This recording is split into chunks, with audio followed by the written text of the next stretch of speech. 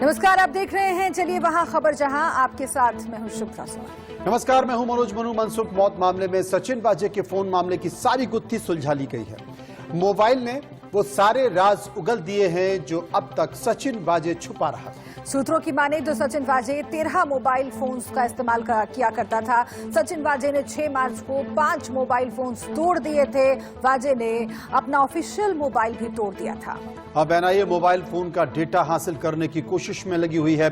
सचिन वाजे ने खुद को बचाने के लिए बिल्कुल परफेक्ट प्लानिंग की थी। घटना वाले दिन वाजे अपना फोन दफ्तर में छोड़कर कहीं चला गया। रात करीब 11 बजे ऑफिस वापस आकर मोबाइल उसने लिया। मोबाइल से न फोन किया और न ही कोई कॉल रिसीव की और 11 बजे एक बार में रेड डालने का नाटक भी किया।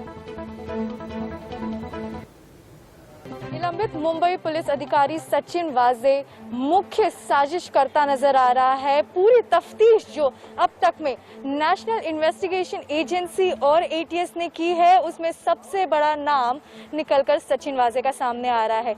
सचिन वाजे 13 मोबाइल फोन का इस्तेमाल करता था और उसके पास 15 सिम कार्ड भी थे। आपको बता दें, ये 15 सिम कार्ड सचिन वाजे ने मंगाया था नरेश धरे से। नरेश धरे गुजरात का एक क्रिकेट बुकी है, जिसकी सहायता से सचिन वाजे ने 15 सिम कार्ड गुजरात से मंगाए और जिसमें से 5 सिम कार्ड का प्रयोग किया जा रहा था ये साजिश करने में कि आखिर मनसुख हिरेन को मौत के घाट कैसे उतारा जाए। लेकिन इसमें एक लापरवाही खुद नरेश धरे ने बरती कि उसने जब पहले 15 सिम कार्ड देने से पहले ही 2 सिम कार्ड उसने खुद अपने मोबाइल में डालकर यूज कर लिए, जिसके बाद सबसे बड़ी जो कमजोर कड़ी मानी जा रही है ये सामने आ गई और उसके बाद पता चल गया कि आखिर सचिन वाजे जो मोबाइल फोन बंद करके कहीं और स्विच ऑन करना या अपना ऑफिशियल मोबाइल फोन भी तबाह करना, इस सब के पीछे क्या मकसद था।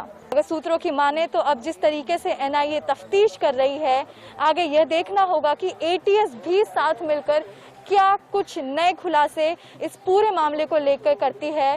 बहरहाल सचिन वाजे 3 अप्रैल तक एनआईए की कस्टडी में है। अब आगे क्या? मोबाइल से साजिश के तार कैसे जुड़े हैं उसको समझिए। सचिन वाजे ने 6 मार्च को 5 फोन तोड़ दिए। वाजे ने अपना ऑफिशियल मोबाइल भी तोड़ दिया। जी हाँ, एनआईए मोबाइल फोन का डेटा हासिल करने की अब कोशिश कर रही है। 13 फोन का इस्तेमाल करता था सचिन वाजे, ये जानकारियां निकलकर सामने आ रही हैं। जी हाँ, वहीं खुद को बचाने के लिए वाजे ने क्या चाल चली इसको भी जान लीजिए। 4 मार्च को वाजे ने मोबाइल दफ्तर में रखा था और शाम को वाजे अपना फोन दफ्तर में छोड़कर ही चला गया। रात करीब 11 बजे वापस आकर मोबाइल उसने लिया। मोबाइल से न फोन किया न कॉल रिसीव हुई। 11 बजे के बाद डोंगरी के बार में वो रेड डालने के लिए पहुंचा। और इसी खबर पर बात करने के लिए सीधे चलते हैं। अभिषेक हमारे संवाददाता मौजूद हैं। अभिषेक, बहुत सारे राज एक के बाद एक निकल कर आ रहे हैं, मुसीबत किसकी? बिल्कुल सही कहा मनोज आपने कि एक के बाद एक बड़े बड़े राज के सामने आ रहे हैं और लगातार राज को खुद सचिन वाजे उगल रहा है एनआईए के सामने। और एनआईए जिस तरीके देखिए पूछताछ कर रही है, इसमें अब साफ हो चुका है कि दूध का दूध पानी का पानी होता जा रहा है। और किसी तरीके से भले ही सचिन वाजे कितने में नौटंकी कर ले कोर्ट के सामने या बाहर कि वह निर्दोष है, वह कोई भी गुनाह नहीं किया है, लेकिन यह साफ है कि उसने बहुत बड़े क्राइम को अंजाम दिया है। और उस क्राइम के अंजाम यानी उस कड़ी तक पहुंचना कि आखिरकार इसका उद्देश्य क्या था, इसके पीछे कौन कौन और बड़े लोग इन्वॉल्व थे, जिनकी लगातार बात की जा रही कोई बड़ी मछली इसके पीछे है। आखिरकार वो बड़ी मछली कौन है तालाब की, उसके लिए लगातार एनआईए जांच पड़ताल लगातार कर रही है। लेकिन देखिए बात तो साफ है कि अपने ही जाल में फंस गया। वो लग रहा था सुपर कॉप है, किसी तरीके से नहीं पकड़ा जाएगा, ऐसी तमाम उसने संभावनाएं रखी थी, तमाम प्रिकॉशंस लिए थे। लेकिन वह जो बुकी था, जो गुजरात का बुकी, जिससे कि 5 सिम कार्ड उसने लिया था और उस सिम कार्ड ने उसके राज खोल दिए और उसके बाद आखिरकार वह धर दबोचा गया है। तो लगातार देखिए जांच पड़ताल लगातार इस एक मामले में सुली है। लेकिन इस बीच महाराष्ट्र की राजनीति भी थमने का नाम इस पर नहीं ले रही है। लगातार देवेंद्र फडणवीस आक्रामक है, बीजेपी आक्रामक है, लेकिन वहीं महाराष्ट्र सरकार भी आक्रामक है। महाराष्ट्र सरकार लगातार यह दिखा रही है कि जानबूझकर देवेंद्र फडणवीस सरकार का नाम खराब कर रहे हैं, बदनाम कर रहे हैं। और यही वजह है कि रश्मि शुक्ला का जो रिपोर्ट था, उस रिपोर्ट के आधार पर ऑफिसर सीक्रेट एक्ट के तहत साइबर सेल में मामला दर्ज कर दिया गया है।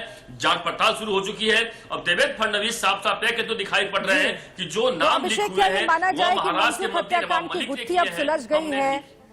क्या इन सबूतों के सामने आने के बाद माना जाए कि ये गुत्थी सुलझ गई है, या फिर अभी भी इस मामले में बहुत कुछ ऐसा है जो छुपा हुआ है? क्योंकि सबसे महत्वपूर्ण बात यह है, सियासी एंगल का आप जिक्र कर रहे हैं, सबसे महत्वपूर्ण है कि सचिन वाजे को कहां से इंस्ट्रक्शंस आ रहे थे, उसका आका कौन है? और ये सवाल न सिर्फ पुलिस महकमे बल्कि सियासी गलियारे तक पहुंचता है। इसीलिए कहां तक पहुंचे हैं हम इस केस में अभी तक? नहीं, बिल्कुल सही कहा शुभ्रा आपने। देखिए, ये बात तो साफ है कि मनसूख की जो मौत हुई है, यानी हत्या हुई है, उस नतीजे तक तो कम से कम एनआईए पहुंच चुकी है, ये बात, इसमें कोई दो मत नहीं है। लेकिन देखिए, कुछ एविडेंस होते हैं, एविडेंस को लेना और कोर्ट में प्रोड्यूस करना वह बहुत इंपॉर्टेंट होता है। देखिए, आपको पता ही है कि कोर्ट में खुद सचिन वाजे चीख कर चिल्ला कर बोल रहा था कि नहीं, मैं बेकसूर हूं, मुझे फंसाया जा रहा है, मुझे बल्ली का बकरा बनाया जा रहा है। तो ऐसी स्थिति में एनआईए का जवाबदारी और बढ़ जाती है कि कोर्ट के सामने उन सबूतों के साथ जाए, ताकि कोर्ट को लगे कि जो भी चिल्ला रहा है आरोपी एक वह कहीं न कहीं गलत है और एनआईए जो जांच कर रही है सही है। इसलिए उन तमाम सबूतों को खंगाल रही है, सबूत को इकट्ठा कर रही है, एविडेंस को। देखिए, सर्कमस्टेंसेस एविडेंस इसके खिलाफ जा रहे हैं, लेकिन जैसा कि मोबाइल ना मिलना, उस वक्त उनका पर्सनल मोबाइल नहीं था उनके पास, वह मुंबई क्राइम ब्रांच में रखा हुआ था। लेकिन एक अहम बात यह है कि उन जब तक क्राइम ब्रांच में फोन रखा हुआ था, उस दौरान कोई भी कॉल रिसीव नहीं हुए, ना कोई कॉल इसने किया। तो समझा जा रहा है कि इसलिए जब बता रहा हूं, सर्कमस्टेंसेस जो एविडेंस होते हैं वह इनके खिलाफ जा रहे हैं। और सर्कमस्टेंस एविडेंस अगर किसी आरोपी के खिलाफ जाता है तो कोर्ट कहीं कहीं उसको मानता है, बड़ा सबूत मानता है। और यही वजह है कि एनआईए उस तथ्य तक पहुंच चुकी है। लेकिन बिल्कुल ठीक कहा है, लेकिन सबूत क्या है और सबूत सबके सामने बहुत बहुत शुक्रिया करेंगे अभिषेक, इस तमाम मामलों पर आप जानकारी दे रहे थे। सबूत क्या है? मनसूख की हत्या की गुत्थी सिम कार्ड के जरिए अब सामने आई है। सट्टेबाजी में सचिन वाजे करता था कई सिम कार्ड्स का इस्तेमाल। फरवरी में सचिन वाजे ने बुकी नरेश कौर से 15 सिम मांगे। गुजरात के नरेश कौर ने अपने किसी परिचित की दुकान से वो सिम कार्ड खरीदे। सचिन वाजे ने 5 सिम विनायक शिंदे को देने के लिए कहा था। नरेश गौर ने 2 सिम अपने मोबाइल में डालकर चेक किए थे। 4 मार्च को तावड़े नाम से मनसूख को कॉल किया गया था और मनसूख को कॉल के लिए नरेश की दी हुई सिम का ही इस्तेमाल किया गया था, यह भी साफ हो चुका है। 4 मार्च को तावड़े और मनसूख वाले फोन की लोकेशन घोड़बंदर में मिली है।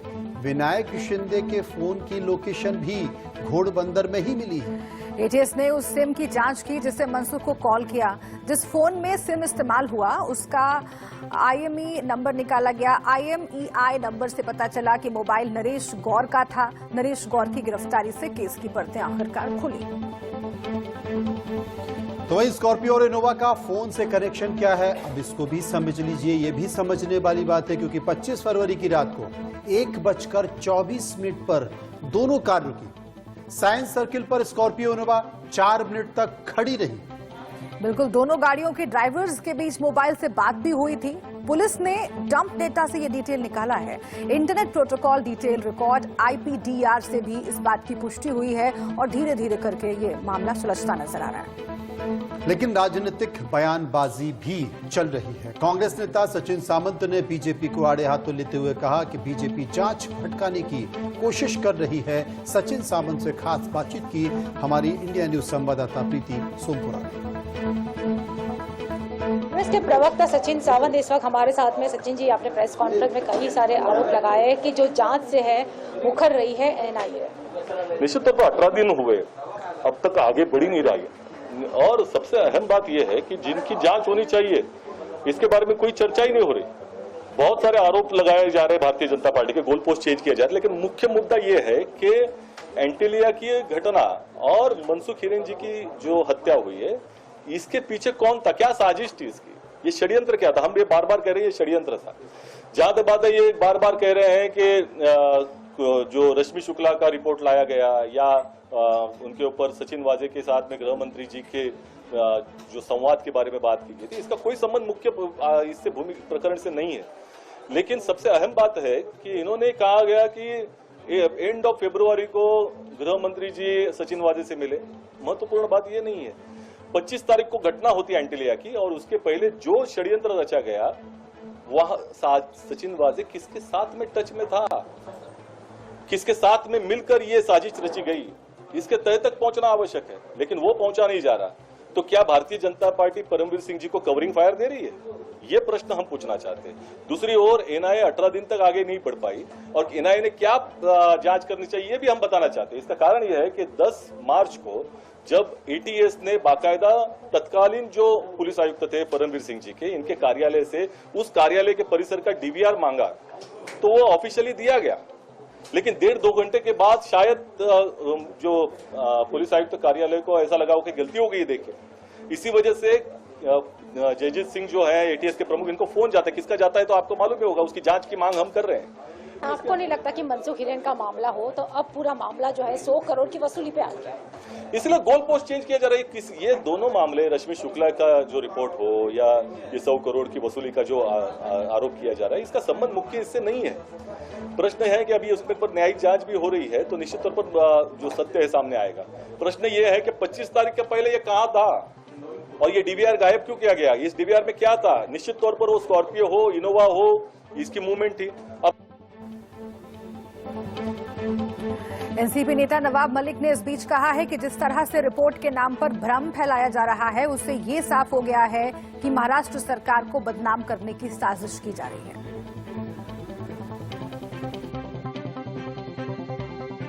हम पे भ्रम फैलाया गया, सरकार को बदनाम किया गया, सरकार के मंत्री को बदनाम किया, कुछ अधिकारियों की छवि खराब हुई। निश्चित रूप से ये गुनाह है और मुकदमा दर्ज हुआ है। मुकदमा दर्ज होने के बाद देवेंद्र जी ज्यादा परेशान हैं। आज देवेंद्र जी कह रहे हैं कि नवाब मलिक ने और जितेंद्र आवाड़ ने रिपोर्ट तैयार की और कुंटे साहब ने दस्तखत किया है। हाँ, तुम जो आरोप लगा रहे थे वो बेबुनियाद थे, हमने जो बातें रखी वो सच्ची थी। रिपोर्ट में वो सारी चीजें इसलिए हैं कि वो सच्चाई है। रिपोर्ट 5 पन्ने की नहीं है, एक पूरा सारे एविडेंस के साथ, पूरे एनेक्स्चर के साथ रिपोर्ट रखी गई है। सत्य के आधार पर रिपोर्ट बनी। ये कहना कि चीफ सेक्रेटरी नवाब मलिक की रिपोर्ट बनाने से दस्तखत कर देंगे, कहीं न कहीं एक ईमानदार अफसर पे सवाल खड़ा किया जा रहा है। तो ये खबर थी बड़ी महाराष्ट्र की। अब आपको लिए चलते हैं चुनावी राज्य की बड़ी खबर बताते हैं। बंगाल, असम में पहले चरण में बम्पर मतदान हुआ है। पहले चरण में करीब 80% मतदान हुआ है। जी हां, असम में पहले फेज में करीब 72% मतदान हुआ है। ये आंकड़े अब सामने आ रहे हैं। दोनों ही राज्यों में मतदान प्रतिशत हम आपको बता रहे हैं। बंगाल में पहले चरण में करीब 80% मतदान, असम में 72%। और अब इन बढ़े हुए मतदान को लेकर तमाम तरह की बयानबाजी भी हो रही है। चर्चा भी इस बात को लेकर हो रही है कि ये मतदान, बढ़ा हुआ मतदान क्या कुछ कहता है। लेकिन बंगाल चुनाव में फिर पाकिस्तान की एंट्री हो गई है, क्योंकि ममता के खिलाफ खड़े शुभेंदु अधिकारी ने दावा किया है कि पाकिस्तान के जीतने पर जहां खुशी मनाई जाती है, बस वहीं टीएमसी जीत पाई।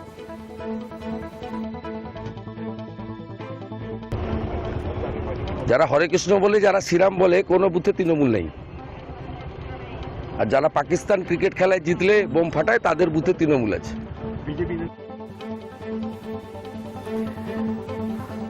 और आज हम आपको बंगाल की सियासी बिसात पर बिछाई जा रही एक ऐसी रणनीति के बारे में बताने जा रहे हैं जो सफल रही तो राजनीति की कई धुरियां बदल जाएंगी।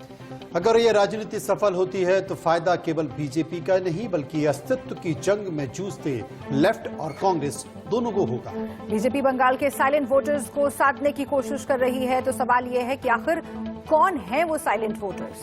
साइलेंट वोटर्स बीजेपी की किस्मत और पश्चिम बंगाल का सियासी भविष्य बदल डालने की ताकत रखते हैं और उन्हीं को ट्रिगर करके बीजेपी आगे बढ़ना चाहती है। इस सवाल का जवाब जानने के लिए हमें पहले 2016 विधानसभा चुनाव और 2019 के लोकसभा चुनाव के परिणामों पर मंथन करना होगा। दरअसल 2016 के विधानसभा चुनाव में बीजेपी को महज 10% वोटों के हासिल हुए थे, लेकिन 3 साल बाद जब लोकसभा चुनाव हुए तो पार्टी का वोट परसेंटेज 40% तक पहुंच गया। और ये उस सूरत हाल में हुआ जब 70% बूथ पर बीजेपी के पोलिंग एजेंट तक नहीं थे। सवाल ये है कि फिर ये कमाल हुआ कैसे? इस सवाल का जवाब वही साइलेंट वोटर्स हैं जिन्होंने बीजेपी को 10% से 40% वोट पर ले जाकर खड़ा कर दिया। अब सवाल ये भी है कि वो साइलेंट वोटर्स हैं कौन। ये साइलेंट वोटर्स वो हैं जो सत्ता संरक्षित दबंगों से परेशान हैं। ये साइलेंट वोटर्स वो हैं जो सांप्रदायिक और तुष्टीकरण वाली राजनीति में फंसकर हलकान हैं। ये साइलेंट वोटर्स वो भी हैं जो आप समझ रहे हैं अपने हक को लूट लिए जाने के जुल्म को झेलते झेलते आजिज आ चुके हैं।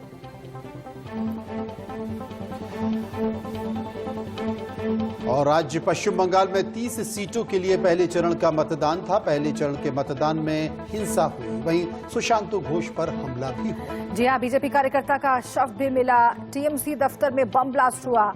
ये तमाम घटनाएं इन तस्वीरों के जरिए हम आपके सामने रख रहे हैं क्योंकि पश्चिम बंगाल में हिंसा का इतिहास है। लेकिन आज मतदान के दिन जो तस्वीरें सामने आई हैं वो शर्मनाक हैं।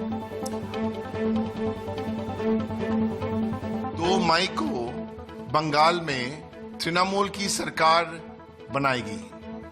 बंगाल की बेटी बंगाल के गद्दार को नंदीग्राम में हराएगी।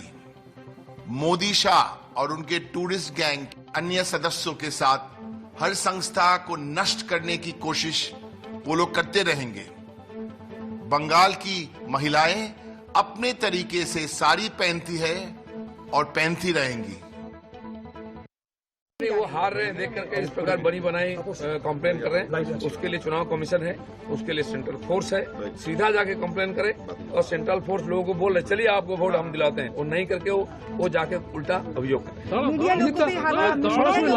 मीडिया आज बहुत सक्रिय, हर चीज सामने आती है, ला रहे हैं। विशेष करके आप लोग जो सेंटर से आए हैं, इसके चलते आप लोगों को टारगेट बनाया जा रहा है। यहाँ के पुलिस जो उनके इशारे पर काम करती है, आज नहीं करे, उनको पता चल गया परिवर्तन हो रहा है, इसे उनको टारगेट किया जाए। ऐसा यहाँ तक कि सेंट्रल फोर्स को भी किया जा रहा है प्रेशर में लाने के लिए। कोई आज प्रेशर में नहीं है, आज ममता बनर्जी और टीएमसी प्रेशर में है, इसलिए इस प्रकार हरकत कर। और वहीं बीजेपी कार्यकर्ता पर हुए हमले को लेकर शुभेंदु अधिकारी ने कहा है कि चुनाव आयोग पर इस मामले पर सख्त कार्रवाई करने की जिम्मेदारी है। ছাড়া তো তৃণমূলের সঙ্গে কেউ নেই। গোবিন্দবাবু বলে ব্যাপার না, তিনি প্রার্থীর ইলেকশন এজেন্ট প্রত্যেকটা বুথে যাবে। ইলেকশন এজেন্টের গাড়ি ইলেকশন কমিশন অনুমোদিত স্টিকার লাগানো থাকে। সেই গাড়ি যদি ভাঙচুর হয়ে থাকে, যে গুন্ডারা করেছে তাদের গ্রেপ্তারের দায়িত্ব ইলেকশন কমিশন। আর এগুলো যত করবে ভোট বাড়বে। সকাল থেকে শুধু পদ্ম ঝড় চলছে, চিন্তার কোনো কারণ। और पहले फेज की वोटिंग के दौरान हुई हिंसा को लेकर बीजेपी नेता राकेश सिन्हा का क्या कुछ कहना है, एक बार इसे भी सुन लीजिए। प्रथम चरण का मतदान लगातार जारी है, लेकिन जिस तरह से छिटपुट हिंसा की खबरें हैं, इन तमाम मुद्दों पर बातचीत करने के हमारे साथ बीजेपी के वरिष्ठ नेता राकेश सिन्हा साहब हैं। राकेश जी, सबकी निगाहें पश्चिम बंगाल चुनाव पर है, लेकिन कई जगहों से छिटपुट हिंसा की खबरें हैं। देखिए, पश्चिम बंगाल में जिस राजनीतिक संस्कृति को ममता बनर्जी ने आगे बढ़ाया, वह बर्बरता की राजनीतिक संस्कृति है और अपने कार्यकर्ताओं को उसी प्रकार से तैयार किया है। यही कारण है कि चुनाव से पहले तो यह दिखाई पड़ती थी, चुनाव के दिन भी न सिर्फ कार्यकर्ताओं पर हमले हो रहे हैं, बल्कि सेंट्रल फोर्सेस पर भी हमला किया जा रहा है। ये दिखाता है कि तृणमूल कांग्रेस ने किस प्रकार से पश्चिम बंगाल को विकास और सर्वसमावेशी राजनीति से अलग हटाकर बांटने और हिंसा की राजनीति में लाकर खड़ा कर दिया। अच्छा, 10 जो हैं तृणमूल कांग्रेस के एमपी आज चुनाव आयोग से भी कुछ मिल रहे हैं और सबसे उनकी शिकायत है कि जो ईवीएम है, जो वोट परसेंटेज है, वो जितना था उससे घट गया। ये क्या हो रहा है? उनका गंभीर आरोप है कि हेरफेर किया जा रहा है। देखिए, चुनाव में हार की आशंका अब सुनिश्चितता में परिवर्तित हो गई है। इसी को छिपाने के लिए, अपने हार की शर्म को ढकने के लिए अब तृणमूल कांग्रेस तरह का नाटक कर रही है। जो स्वतंत्र रूप से निष्पक्ष चुनाव हो रहा है, पूरी दुनिया देख रही है, चुनाव आयोग के अधीन चुनाव हो रहा है, तो जब पैरों के नीचे की जमीन खिसक जाती है तो जो परिणति होती है उसे कहते हैं खिसियानी बिल्ली खंभा नोचे। क्या उम्मीदें हैं खास तौर पर पश्चिम बंगाल से, क्योंकि पश्चिम बंगाल को लेकर बीजेपी के लिए प्रतिष्ठा का प्रश्न है? देखिए, बीजेपी भारतीय जनता पार्टी नरेंद्र मोदी जी के नेतृत्व में पश्चिम बंगाल में जो चुनाव लड़ रही है, तो ये मोदी लहर ममता और टीएमसी के लिए सुनामी की तरह है। अब टीएमसी की जगह विधानसभा में नहीं, बंगाल की खाड़ी में है। जिस प्रकार से टीएमसी ने बंगाल की संस्कृति, साहित्य, समाज और अर्थव्यवस्था को पीछे ढकेल दिया। और बंगाल चुनाव से जुड़ी हुई इस वक्त की बड़ी खबर, बंगाल में एक ऑडियो वायरल होने से सियासी हलचल तेज हो गई है। नंदीग्राम के बीजेपी उपाध्यक्ष से ममता बनर्जी की बातचीत का इसमें दावा है। जी हां, बीजेपी नेता प्रलय पाल से चुनाव में मदद मांगने का दावा किया गया। वहीं पहले टीएमसी में थे प्रलय पाल। अब सुनिए कि ममता बनर्जी और प्रलय पाल की बातचीत, लेकिन इंडिया न्यूज ऑडियो की पुष्टि नहीं करता। আর দিদি এখন আপনি যাই মনে করুন না কেন বেরিয়ে এসেছি দল থেকে, আর দলের সঙ্গে যে দলটা করি কোনো দলের সঙ্গে আমি বিশ্বাসঘাতকতা করতে পারবো না। আমি প্রাণ দিয়ে জীবন দিয়ে যখন যে দল করি আমার পরিবার করে সেটাই করি। আর আমাদের পরিবারের বিরুদ্ধে আঙুল তোলার মতন, 2 নম্বরই চুরির আঙুল তোলার মতন কারোর ক্ষমতা ছিল না, হবে না, ভবিষ্যতেও থাকবে না। সব ঠিক, তুমি এবার আমাকে একটা বলো, যাদের জন্য করছো তারা তো কোনোদিন বিজেপি করেনি না আমি দলটা এখন যারা করছে তাদেরকে তুমি বিশ্বাস করো যে তারা অনেস্ট? না, উনি ওই পরিবার দিদি, আমি যখন সিপিএম এর কাছে অত্যাচারিত হতাম তখন কিন্তু ওই পরিবার পাশে ছিল। আমি এই জায়গা থেকে ওই পরিবারকে সাপোর্ট করি। দীর্ঘদিন শিশির বাবুর সঙ্গে বাবার 40 বছরের সম্পর্ক। যেদিন সিপিএমরা অত্যাচারিত হতো তখন কিন্তু পাঠিয়ে দিতাম, ওরাই কিন্তু সেদিন সাহায্য করতো, আর কেউ ছিল না। সেদিন তো আমাদের সাথে ছিল বলে আমাদের হয়ে ওরা করতো।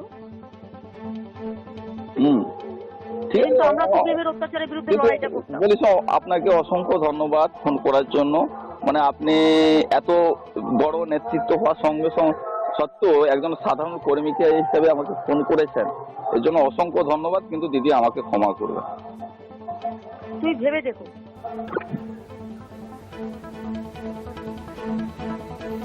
तो ये बातें आपने सुन ली, लेकिन कुछ और बात भी हैं। जी हां, बात कोरोना को लेकर होगी, बात होगी प्रधानमंत्री की यात्रा